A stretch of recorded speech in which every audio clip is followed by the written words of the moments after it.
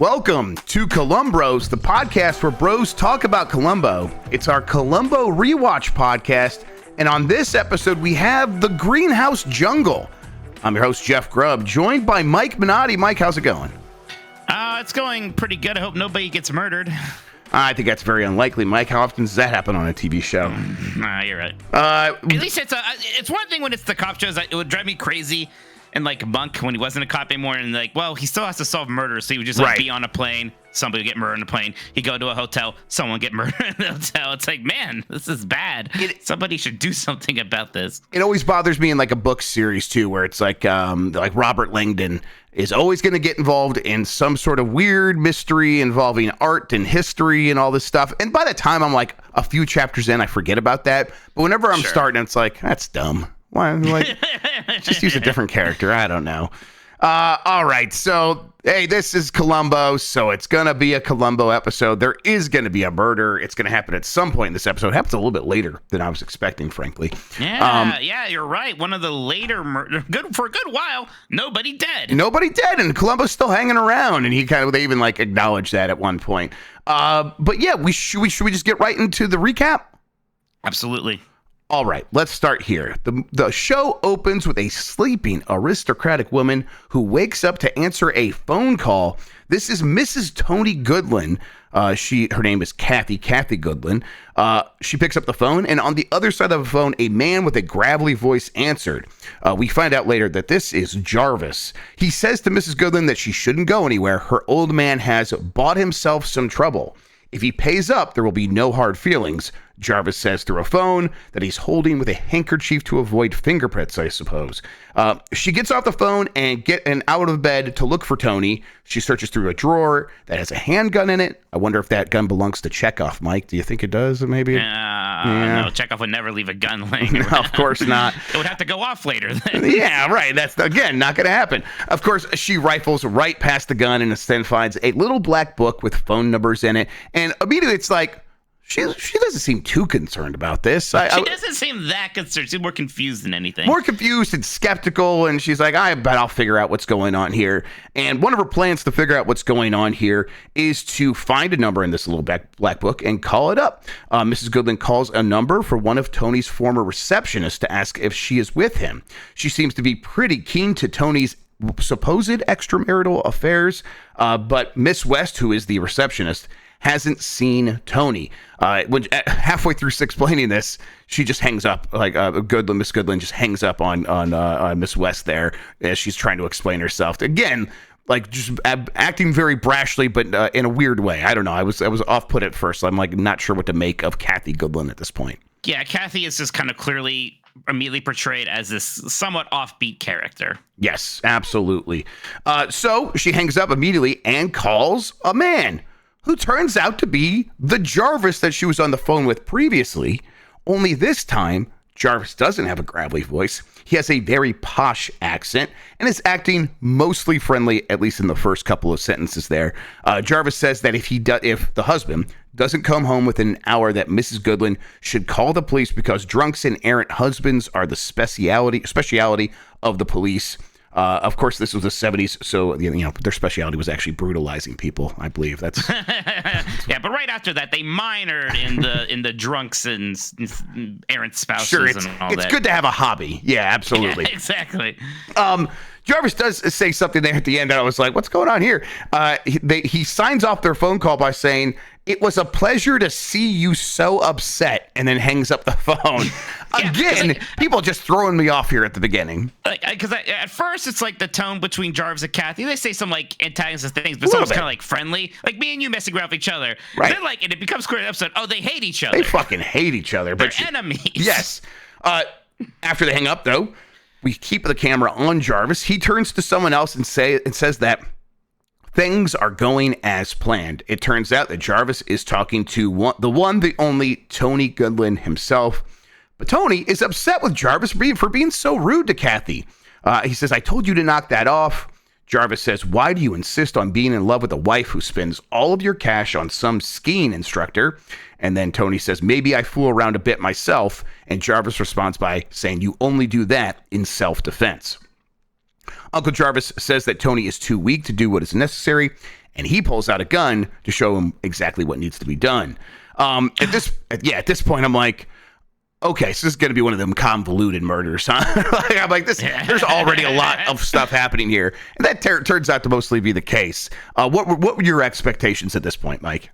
No, same thing. It's like, well, is he going to get shot right now? Like, what's going on? Because there's clearly some kind of elaborate plan, and there is a good amount of time here showing us and setting up this plan that is involving multiple parties. Like you said, a bit more convoluted than even our normal Columbo scheme. And Tony's worried, and he says, this plan better work. That's all that matters here, is the plan better work. And I think my guess here at this point was the plan is to somehow kill Kathy. It is to take care of Kathy, even though Tony seems defensive of her. Somehow he's in some bad way and he wants to kill Kathy. So that was my assumption at this point. Jarvis says this plan's going to work. He also says that they need to conclude phase 1. So Jarvis takes the phone off the hook to ensure that if Kathy calls back, she'll get a busy signal. And then they both drive away while listening to a police scanner so they can hear what's going on between the police. They pull alongside a fence at night. Jarvis grabs something out of the trunk while Tony turns back to the police scanner or turns it back on because he had turned it off. Once inside of what looks kind of like a shack, a shack in the middle of nowhere, Tony goes over the plan with Jarvis, and here it is. He needs to call Kathy from a roadside phone at around midnight to 12:30 the next day. Then call Jarvis from the same phone. And then he also says, Jarvis tells Tony, don't forget to wear the boots. You don't want some clod trying to match footprints. The police scanner then does eventually begin to talk about Tony and his missing car. And Jarvis says, we're in business. But Tony is worried about his car because it was a fortune. And then Jarvis says, but did it cost you $300,000? Suggesting that that's the amount of money they stand to make if the plan goes as planned. The two then drive off a Pacific Coast Highway cliff, or drive up to a Pacific Coast Highway cliff and push the car off of it after shooting in the window with no one sitting in it with a gun. So it's like, this is the setup for something. Still, no one's been murdered, but there's a bullet that's gone through the windshield of the Jaguar that does belong to Tony Goodland, and then that was pushed off the PCH into a big ravine. And you get the idea. Somebody, okay, something with insurance or something or another. For some reason, it's going, or like ransom money, something like that. We're assuming. Exactly. Still unsure. We know it's Columbo. We know someone's going to die. So I'm like, someone will die eventually. Somebody must pay the blood price for Columbo. They must satiate my needs, Mike. Exactly. We'll get to that point eventually, but at this point, it's like, okay, so they're setting up pieces. It doesn't necessarily feel like these guys are planning a murder, though, so it's still kind of confusing. But murder or no, what do we get next? We get Detective Columbo. He enters. I always like when he shows up because it's never just like, well, now I'm here to do my job. There is always some like setup of, here's Columbo. He is aloof and he needs help like parking his car. Like the guy's like, you can't park here. Cop like, you don't belong here. Yeah. He's like, I'm a detective. I'm a cop. And they're like, oh, okay. And then someone shows up and says, oh, help him park his car.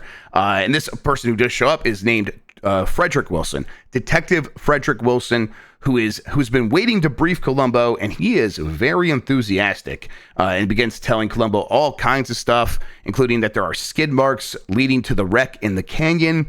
And then we get maybe one of the best moments in Columbo history so far. Him walking down a hill?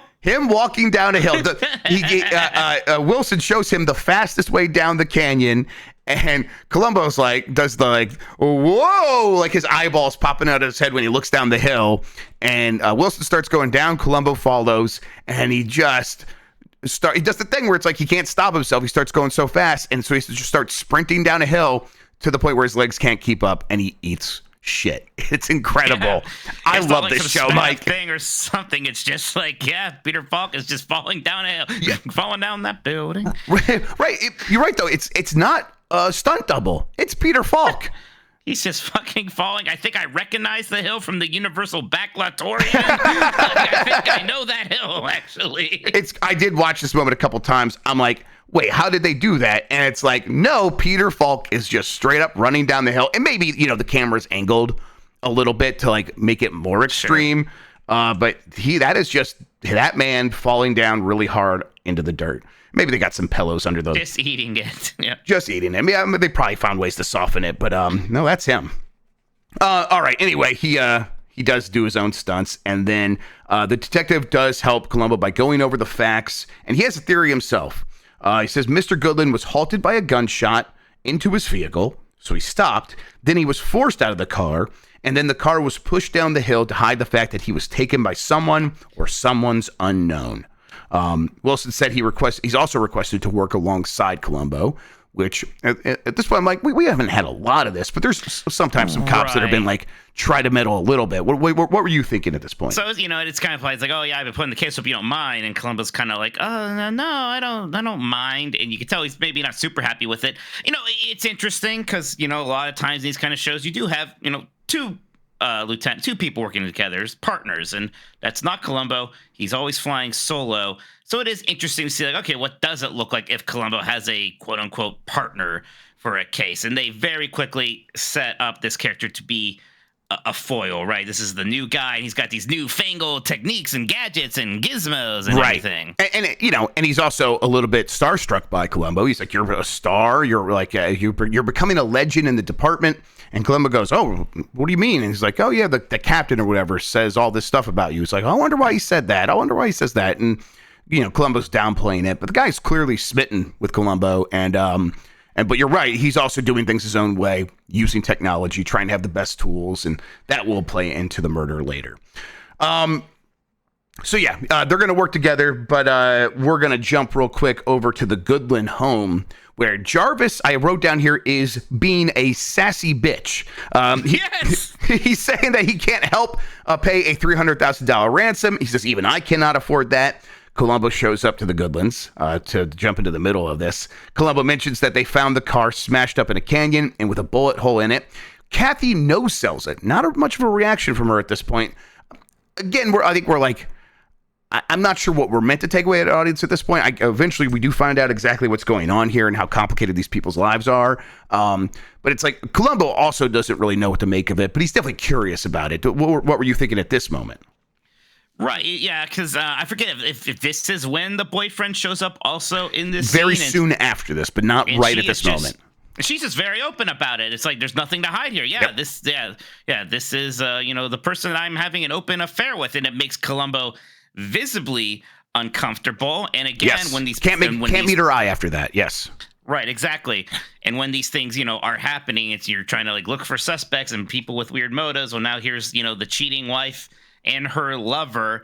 And then there's this guy here literally called Jarvis also, who just is being as sassy as all hell. Like you said, I think there's literally a part where she says, shut up, Jarvis. Right? Yes, exactly. Like a shut up, Wesley moment. So, yeah, it's just like, a weird group of characters here, even more so than I think Columbo's used to contending with. One of the reasons that she no-sells it, though, is because she has already received a letter from Tony explaining that he is okay, but also that the kidnappers are demanding $300,000. So she knows what's going on. But the letter says, and don't share it with the police. And that happens to be what Columbo works as. But Kathy, even though she's worried about showing him, she does give some info to Columbo about it. Kathy and Jarvis go back and forth about Tony's trust fund and using that to pay off the ransom. Jarvis is the co-administrator of the trust fund. Kathy, isn't that a lucky thing? Yeah, it's kind of just a lucky thing. I think the Columbo even in fact says, "Isn't that a lucky thing?" He says that way later in the episode, yes. but I think this is like this hire. He has to smell this rat immediately. Exactly. Isn't that lucky? Yes, he kind of begins to piece together right here. Kathy is worried that Jarvis won't approve her using it. Columbo understands and promises not to interfere again because that's what the letter says. It says if the cops get involved, Tony could get hurt. Just then, this is when Ken, and this is how I'm going to refer to him. Named Ken. This is how I'm going to refer to him the whole time. Ken, friend of the family Nichols, because he introduces himself as friend of the family, walks in and gives Kathy a very warm welcome. Columbo notices exactly how warm the welcome is. And as he's leaving, he can't meet her eyes. She stops him to say that she'll do anything to get her husband back, even though they lead, quote, separate lives. Right. Yeah, and, she is like, she's very forced. Like, look, I know what you think, and I don't care. I do love my husband, and I will do anything to get him back. And, you do believe her, right? We don't maybe necessarily approve of all this. And we kind of see how this lifestyle is really actually hurting her husband and led to some of these desperate measures. But there is a sincerity there that she does not wish ill on him. Exactly. All right. We are going to cut to now. Jarvis is being real smug. Jarvis is returning home and checks out his greenhouse. And of course, Columbo is waiting for him. They talk about the fact that many of these orchids in this greenhouse that Jarvis runs are worth $1,200, which is worth about $17 million today. Columbo is there about the letter. The bank has verified it. It reiterates what we, quote, know, that Tony is alive and held against his will, and that there are kidnappers demanding $300,000. Columbo is going to leave because Jarvis is frightened about the cops causing problems because Columbo is there interfering. What if they're watching, he says. Before Columbo leaves, he notes that Jarvis must really love his flowers because he stopped by the nursery before going to the bank to see about the letter. Jarvis is pissed because he's being followed, but Columbo says that they are now going to back off. Like, he's like, yes, we were paying attention. We understand we're interfering, but we're going to back off. And then this is where Jarvis says, well, in that case, I'll let you know the truth. I think my nephew fucking sucks. I hate this guy. He's weak, and I hate him. A wife-ridden weakling whom I've despised for years. Incredible stuff. And it's like, okay, I think this is the kind of thing where it's like, okay, Columbo might like that, but he's like already just not happy that you've been sort of untruthful at this point. But it's like, yeah, okay, that does explain some of the behavior. Is that a lot of these people don't like each other, or they do like each other, but not like that, and they have respect for each other, or maybe they completely hate each other. Again, complicated people with complicated lives. And we're not seeing Jarvis do the kind of like pretending to be Columbo's friend thing that a lot of other murderers or soon to be murderers are. You know, Jarvis doesn't get along with other people, right? We see that he's not getting along with Columbo either, and he's not putting on airs about it. He is just a prickly fellow. Yes, and Jarvis, Columbo doesn't know what to make of Jarvis saying that necessarily, but Jarvis is also like, as Columbo leaves, very visibly shaken and like, man, this little detective fellow is going to be a pain in my ass, isn't he? And I bet he is. All right, we're going to cut to what seems like phase 2 of the plan. Money is being counted at Kathy's home because they were able to approve the use of $300,000 from the lockdown trust fund. That's an important part here is this trust fund does belong to Tony Goodwin.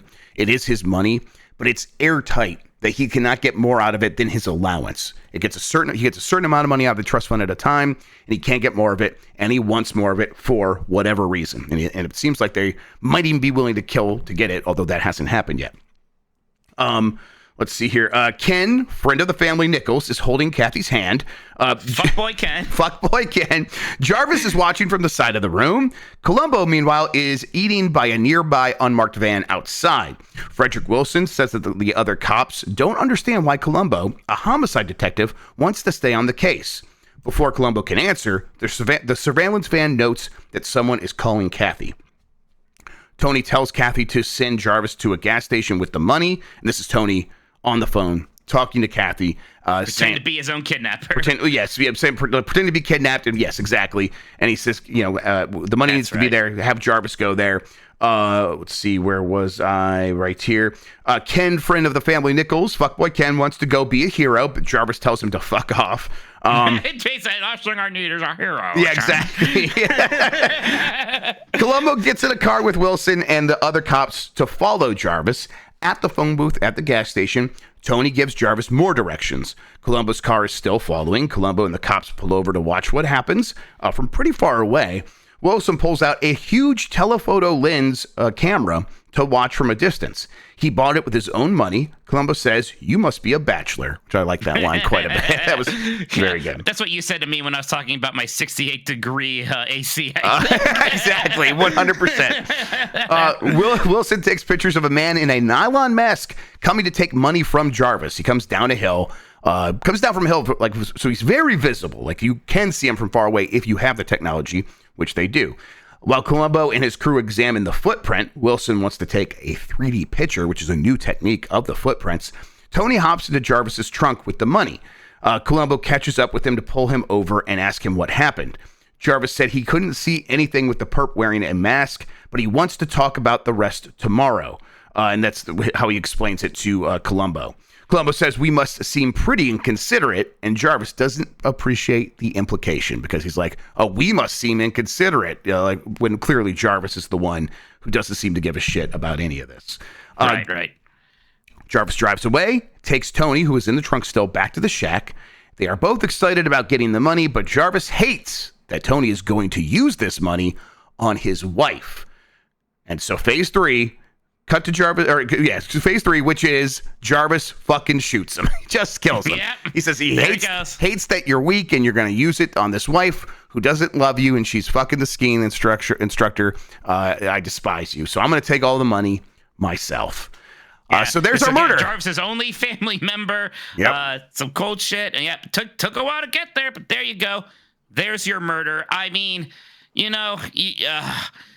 feel bad for Tony here. A little too stupid to live, unfortunately. Yes, exactly. Real common dipshit. Problem with some of the victims in Columbo. Yep. And, he's just trying to, get money. The money was specifically to, get the money that his wife seems to need to want to spend time with him. If he had more money, she would want to spend more time with him. And then, not to jump the pooch, but later implied, straight up a bribe to fuckboy Ken to back off. Even. Exactly. That's right. All right. Cut to Jarvis in his greenhouse. Columbo tells him that they haven't had any word about Tony. Jarvis is like, well, it sucks to suck. Columbo also has a house plant he needs help with, but Jarvis is unimpressed with the African violet, I believe is what it is. That's right, yeah, his wife's plant. his suggestion to Columbo about his wife's plant is to throw it in the trash can. And then Columbo says, yeah, okay, but while I'm here, why don't I get to ask you a few questions about things that I missed previously? We found the car with the ignition and lights off and the gear in neutral. Jarvis thinks they must have pushed it off the road to keep it out of sight, so maybe it was already turned off, whatever. Columbo is also confused about the first call before she got the letter. Jarvis says that they did that to make her believe, and this is like the call from the guy with the gravelly voice, which we know is Jarvis. Jarvis says they must have done that to make her, he doesn't even say must have. He says they did that to make her believe the letter when she got it. She's a difficult woman to convince of anything. And what does Columbo say? I wonder how they knew that. How would they know that? Yeah. Again, Jarvis is not he's just straight up saying, that's why they did it. Well, how do you know that? Right? Yeah. He seems to know it. And those skid marks, they were also really funny. The other skid marks were from a heavier car. So how did they catch up with the Jaguar in the first place? And that bullet that went through the car seat, the way it went through the glass in the car seat, it should have also gone through Tony, but there was no blood or anything. Just a .32 caliber slug in the car seat. And you know what? Don't you have a .32 caliber gun, Jarvis? Jarvis confesses to having an unregistered gun that he once used to scare off a burglar in the previous year, as Columbo found in a police report. Jarvis explains, I was trying to scare him off. I fired the gun. I missed it by a million miles. It went in the dirt here. Who knows, went over there. Whatever. I was just shooting to scare him away, and it worked. And yes, I'm guilty of having an unregistered gun. Are you going to arrest me? And Columbo's like, no, if I arrest everyone with an unregistered gun, that'd be half of Los Angeles. So how are you feeling about Jarvis's chances at this point, Mike? Not great. Slipping quite a lot here already. It's and of course he had to escalate while Columbo was on his trail. He wasn't a murderer, and then in the middle of the scrutiny, it's like, oh, time to murder somebody.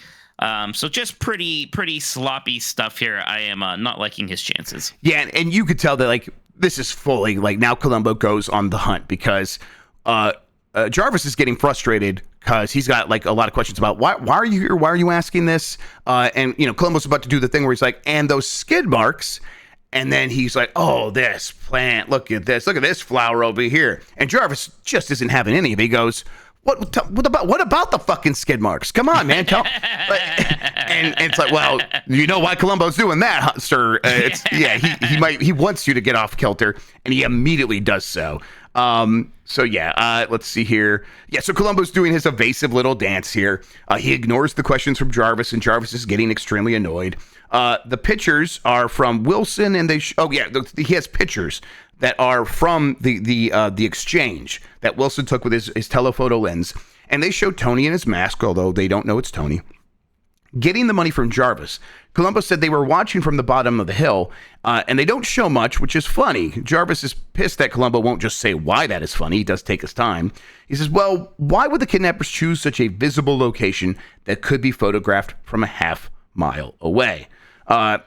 Columbo admits he thinks the whole case is odd. Columbo who is sharking at billiards actually in this moment. He is like just hitting every shot. He's like, I can't miss. Also wonders why they asked Jarvis instead of the wife to bring the money. And then once again, Jarvis just gives an answer because they knew if she had the money, she'd just keep on driving. And what does Columbo say? How would they know that? How would they know that? Why would they know that? Why do they seem to know her so well? And then one of my favorite things in Columbo happens. He gets a call.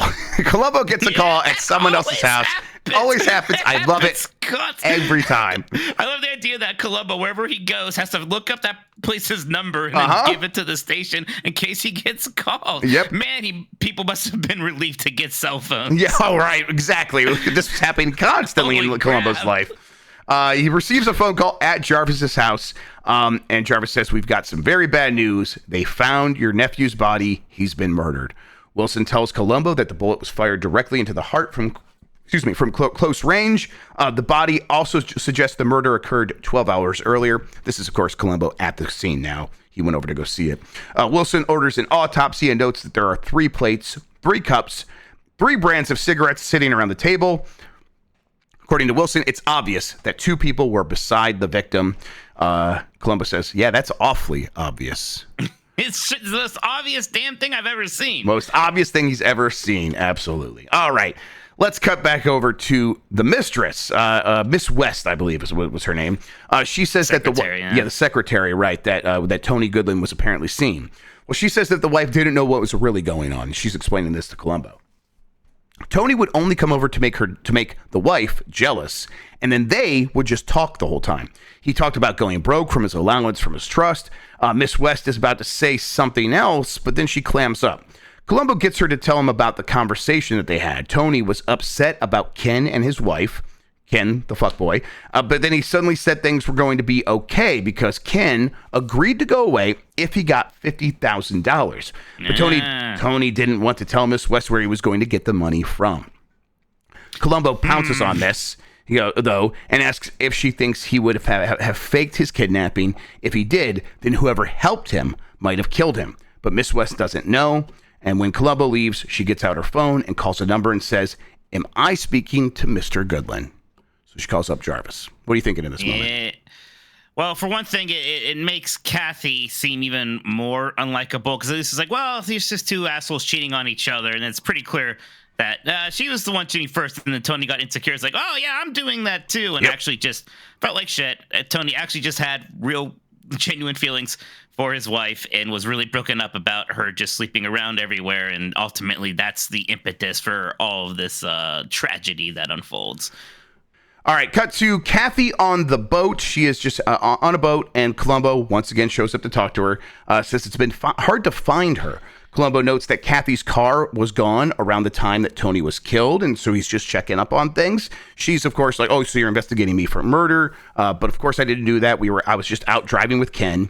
Columbo says he's going to get out of her hair, but first, someone mentioned you might have had a lover. I don't know who that could have been, as Ken is literally standing right there. And they might have mentioned that he said he would disappear if Tony gave them $50,000. Probably just malicious gossip, though. Don't worry about it. Ken looks like someone just shat in a cereal, meanwhile. So sorry, Ken. Sorry, Ken. They blew up your spot. So, yeah, he definitely just sabotaged that whole thing, and that's kind of what that scene was all about, but also just establishing that he's still on the hunt and kind of doesn't know what's going on with Kathy fully, but seems to be putting the picture together. Cut to, once again, Miss West, Gloria West is her name, running around Jarvis's property. She eventually finds the greenhouse and goes inside and starts calling for Jarvis. West finds Jarvis and says what Columbo is thinking after they had that conversation. Gloria West said she also remembered that Tony had a .32 caliber pistol, and she remembers that he gave it to someone. While she's speaking, Jarvis, believing that he's about to be accused by her, grabs his gun without her seeing. And then Gloria West says, that's right, he gave it to his wife. Maybe they planned it together. And that's pretty good because you do think that, oh God, he's about to kill again. Right, exactly. He's that clearly he's not actually as great at planning this whole thing as he thought he was. So he's probably gonna start getting sloppy and start killing her. And he was about to kill her. And then as soon as he hears her say that, the idea comes to him. He hides the gun away without her seeing, and he turns back to her and says that she heard the bank. This is Gloria once again saying that she has heard that the bank would give a $30,000 reward to anyone who helps find the money, the $300,000. And so she's going to get the wife put in prison and get paid to do it. Jarvis sends her on her way and then grabs his gun and looks menacing. Now we cut to Kathy in bed by herself. Jarvis sneaks in with the gun. He's wearing gloves. He hides the gun in her closet in a bag, a sack where she maybe keeps her shoes. He then grabs the Chekhov gun from earlier, the one we talked about at the beginning of the show, from the first scene, and takes it with him back to his greenhouse. He drops the gun on his table when suddenly he hears sirens. Wilson shows up, and Jarvis asks to have the gun examined by ballistic experts. He says this is his gun. He wants this done to clear his name because it took him a while to find the gun, and he hasn't seen it for months. Because that Columbo thinks I'm a suspect. Now I know that you, Wilson, are better than that. That's right. Sure. Wilson's like, yes, sir. I think I am too. Thank you very much, sir. Yeah, I just don't understand his methods. Patted on the head. Right? Good little boy. And even in this moment, I'm like, okay, I think Columbo knows exactly what's happening here and knows how to use this against everybody. Jarvis then begins to tell Wilson a new theory about the wife faking the kidnapping and then killing Tony with Ken to keep all of the money for themselves. All right, cut to Columbo ordering chili, but this time without beans, to keep things fresh. He got beans in the chili last time. Let's do it without beans this time. I love this show. Variety is exactly what he says. Man, I wanted to get some chili too. I was like, that sounds amazing. It looks really good. A little hot outside for chili right now, and I still want some. And it's the thing I do very much associate with LA, like a roadside stand sort of thing, where it's like you just pull up, you're going to have a little chair, they're making you chili outside. Yeah, that sounds good. Wilson does find Columbo ordering the chili and tells him Jarvis cracked the case for them, and that if they search Kathy's house, they will find the murder weapon. Columbo tells Wilson, you know what? Go ahead. This is your show. Go ahead without me. Let me know what happens. So you do great, kid. Yeah, you do great, kid. You got the whole thing on a handle. Cut to Kathy showing Wilson where she always keeps her gun in that drawer once again that we saw at the start of the show, but it's not there. Wilson brings in the cops to search her place. They find a bag that looks like the ransom bag. They then find the gun after a bit more searching in her closet where it was planted by Jarvis. Jarvis runs back to his greenhouse, and of course, Columbo is waiting for him. This is after, Jarvis shows up at her house. Is like, oh my God, they're here to search your house. What are you going to do? Do you have a lawyer? And then, what are we going to do about her? Is how he starts talking. And she's like, wait, what? What are you talking about? What do you mean we? Well, are you also after me? Is kind of how she feels. But they find the gun. Jarvis does go back to his greenhouse, and of course, as always, Columbo is waiting for him. And of course, Columbo gives him the runaround and kind of keeps him off balance and says, oh, I'm sorry, I messed up some dirt over here. But hey, at least my African violet is thriving. You must really have a green thumb. Look at this plant. It's doing real well. Yeah. And then, there's some good stuff here. I think it might even been in an earlier scene where, you kind of see this Wilson. Wilson sees these kind of surface level clues meant to trick him. He's just like, well, great. That part settled then. Yep. Then Columbo, his kind of take him on is like, you know what? The problem in most cases is just finding any clues. This case, I have so many clues, I don't know where to start. Exactly. Yes. Right. I love that line. Yeah, I like that too. And it's clearly they were emphasizing that with that, the 3 cigarettes and the 3 plates and the 3 cups scene. Exactly. That's when it got really obvious that someone's trying to throw him off here. Where, it almost makes Wilson kind of unlikable. Like, okay, you're pretty naive, and I get it's the foil here. Right. And they do he's young. He's just out of detective college or something like that. Detective school. Detective school. Right next to clown college. Yeah, exactly. And he makes a big point of that and stuff. It's like he's clearly supposed to be a greenhorn, and he's not doing anything maliciously. But you're right. It does make him look like a bit of a clown in some circumstances. A bit of a boob. But yes, Columbo's African violet is thriving. And Jarvis just is fucking not having any of it. He is losing it. He is so pissed that Columbo's still in his hair after he's done all this work to make it obvious that Kathy did it. Wilson rushes in with Kathy in tow, and he's pissed too. He's like, I did all this work to solve this case. We got the murderer right here. We found the murder weapon in her closet. But for some reason, he was ordered over to Jarvis's house, and he tells Columbo he doesn't understand what is going on. Columbo tells everyone that he is waiting for something from headquarters, and just then someone drops off some bullets.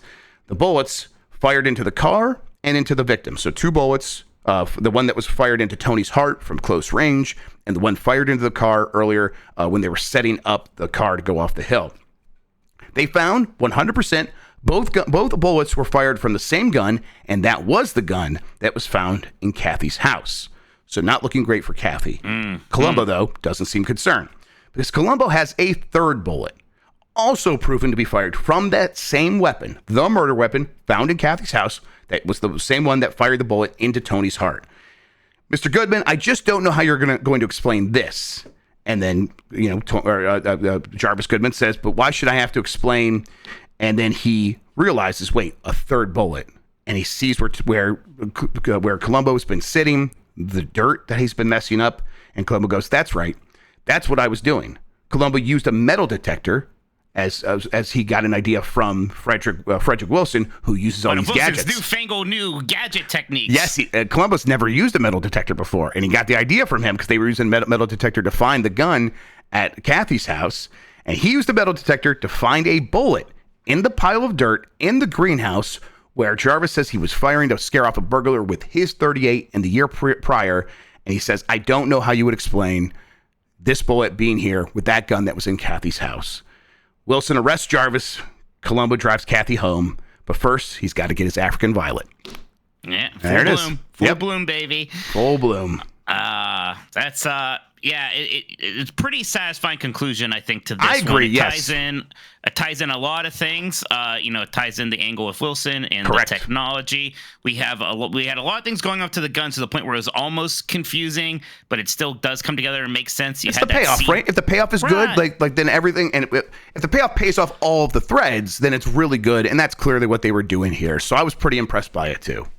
Yeah, it's nice when some of the seeds seem small, like the idea there was a burglary last year and he fired some shots into the ground. They went into the dirt, and that ends up being the key thing here. That's the thing that's going to ultimately incriminate Jarvis. Yes, it's the kind of thing where it's like you can never tell at the beginning of an episode what kind of episode it's going to be, and then as you start getting into things, it's like, okay, it's getting convoluted, but is it messy?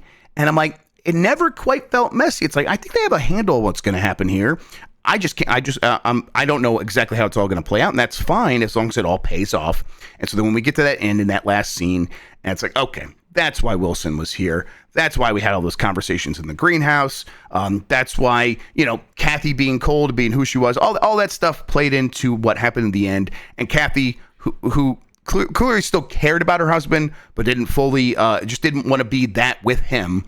It's like, at the end, I did feel bad for her. It all kind of came around, and I felt better. She wasn't a murderer, right? So exactly. So you feel bad in a sense that she's being pinned for, this murder that clearly she didn't do. Yes, but also like they got answers and were able to kind of settle everything, and it all made sense for them. Pretty good episode. I was pretty happy with it.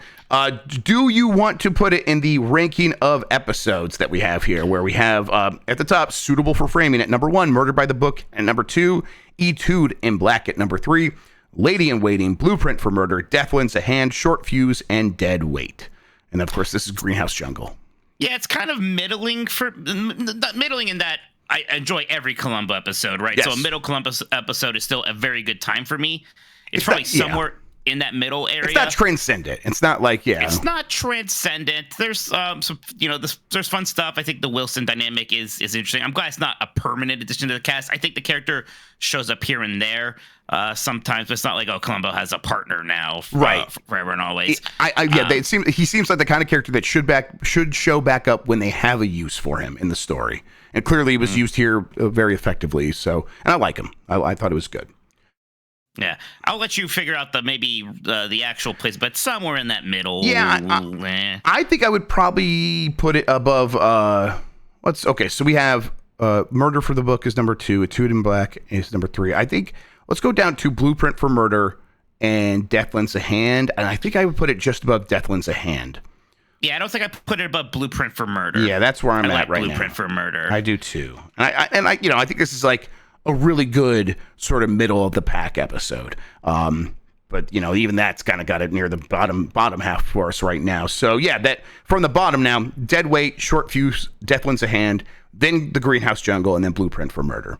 All right, do we want to put Jarvis Goodland in the Killer Hall of Fame? No, he's sloppy. He's not playing the game smart. He makes an enemy of Columbo almost immediately by being abrasive. He has some pretty sloppy slip-ups early on, like, they know that Kathy is like that. And I was like, why would they know that? Just the way that he shot the car haphazardly so that it should have hit his nephew, but didn't.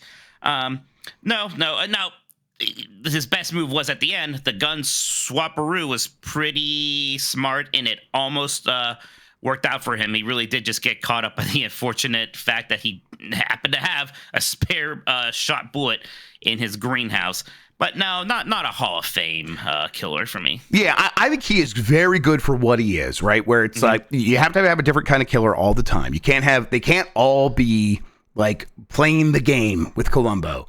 He thought he was better than Columbo, like many of them do, and he never sort of got like past that. He never really changed up his strategy, and it was because he was like so confident. Like he's like, no, I have the best plan. I'm the greatest planner. I'm rich. I deserve to be rich. I've earned everything in life, so I could just whatever I come up with is going to be a great plan that will definitely work. Shut up, Tony. You're a weakling, and I'm not. I'm strong.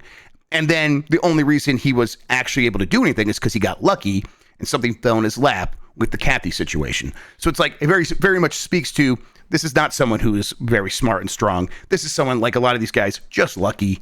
And he was able to play on that, absolutely. But he didn't realize he was going up Columbo, and this is the time the luck wasn't going to be enough for him. So I like all of that. But you're right. That doesn't make him a Hall of Fame killer. It just makes him a very good version of this kind of killer on Columbo. So definitely respect. I also really like this actor. I've seen him in other places. Kind of can't place him in a lot of others, but I always like him. Pretty classic old school Hollywood kind of character actor stuff going on here. Yeah, 100%. So our Killer Hall of Fame will not include Jarvis Goodland. It remains Dale Kingston, Ken Franklin from Murder by the Book, and Beth Chadwick. All right, Mike. Any final thoughts about the Greenhouse Jungle? Nope, it's an enjoyable episode. Some good Columbo stuff, and I do like that there are some things that switch things up. The partner, the fact that the murder actually happens so much later, and Columbo just, Peter Falk really, really nailing this role now. Just already feeling super, super comfortable in here. Season 2 is already a ton of fun. This is just the second episode of the season. Yep, I'm definitely feeling like we are fully in the swing of things now. So just really enjoying Columbo. Every time we get to sit down and watch an episode, and I'm like, oh yeah, we're gonna get to talk about that. Get pretty happy. All right, Columbro, you ready to get out of here? Yeah, next time we are going to be looking at the most crucial game. Our buddy Robert Culp is going to be back. Are you ready for some football? That's going to be a fun one. I cannot wait. We'll be back with that episode in about a month, everybody. Until then, have a good one. Take care of yourself, and goodbye.